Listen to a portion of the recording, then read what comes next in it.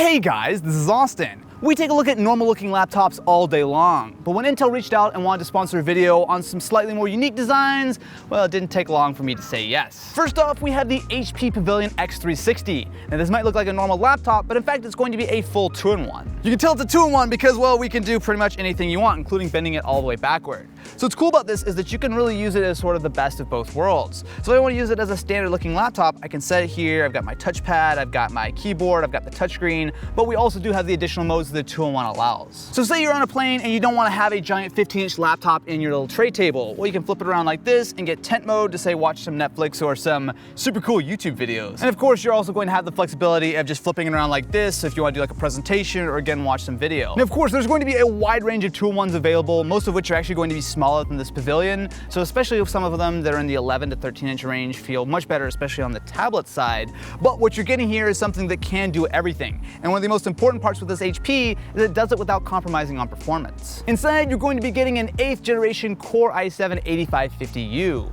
Now with these new Intel chips, what you're getting is an upgrade from dual core to quad core processors, and that is a big deal on something that's going to be fairly thin and light. Essentially what it means is that you're going to be getting the most performance possible out of such a thin and light form factor. And specifically with this Pavilion, you're also going to be getting the dedicated Radeon graphics, you're going to be getting Intel Optane tech. There's really a lot to like with a form factor like this, especially considering that it is not even the weirdest laptop that we're going to take a look at. In fact, it's downright practical and normal. Not even slightly weird. If portability is really what you're after though, you might want to take a look at this, the Lenovo Yoga Book. Very possibly the smallest legit laptop that I've ever actually taken a look at. Now this isn't actually a brand new product. It originally came out in 2016, and back then I did do a video on the Android version of this. However, I now have a Windows version, and I've got to say, this is, well, it's unusual. At first glance, you're getting a tiny 10.1-inch laptop, but because it's got that signature Lenovo hinge, you also are going to be getting a full 2-in-1. The advantage here really is in portability. This is so thin and so light that it's easy to just toss it in a bag and forget about it. And because it is going to be so small, it actually makes a pretty decent little tablet, especially considering the keyboard, well, it's a little bit different. So this is what Lenovo calls their Halo keyboard. And as you might have imagined, this actually doesn't have any physical press. So essentially you can imagine it as a giant touchpad. So it feels like typing on a tablet, and it's maybe not the greatest experience, but it does allow some really cool functionality. You can use the included stylus with the touchscreen like most other laptops. What's interesting about this is that if you go to the keyboard and you press the little pen button, that's going to disable all keyboard presses except for what you're going to be getting from the stylus.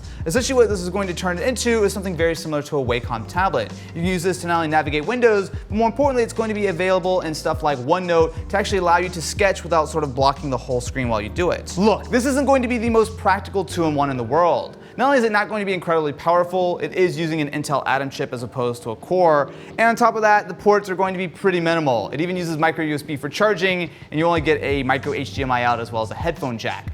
But especially considering how much the prices come down, if you're looking for something that's going to be just a little bit different, the Yoga Book definitely qualifies. Next, we have something that is quite possibly one of the most unique laptops that you'll ever find. This is the brand new Gpd Pocket 2, and as you can see, well, it doesn't get much smaller than this. With a 7-inch display, yeah, this is going to be tiny. Now, there are definitely going to be sacrifices with something like this. The keyboard in particular, even though it's actually going to be a lot better than the original Pocket, is still going to be very small, and the layout is going to be a little bit unusual. But again, consider, look how tiny this thing is. It's legitimately pocketable, and this is going to be a full Windows PC. Now inside this guy, you're going to find a full Intel Core M3 processor. Now no, it's not going to be some crazy powerhouse, but what you're getting here is actually a pretty surprising level of performance and something that's going to be so thin and small.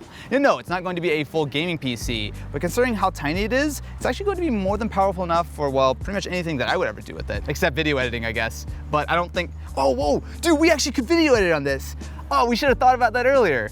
This actually would totally be able to video edit. So it does only have 4 gigs of RAM, which is not going to be a ton, but with a full core processor inside, it actually might not be that bad. And one of the cool things about it is, in addition to the nice aluminum design, you've got a solid amount of ports. So you've got 2 full-size USB-A ports, as well as a USB-C and a micro SD. The Gpd Pocket 2 is definitely not going to be for everyone. So this is really going to be for someone who wants something that's going to be super pocketable, legitimately actually pocketable, but it's still going to give you the full Windows PC experience. So whether you want to do a little bit of web browsing, you need some specific Windows apps, or you just want to do a little bit of tiny gaming on the go, the Pocket's actually not bad at all. Next, we've got got the big guy, the Microsoft Surface Book 2. Now this takes a lot of what made some of the other systems cool and just adds the whole tablet aspect. There are a ton of different ways that you can use the Surface Book. Now the first and the most obvious of which is going to be using it as a tablet.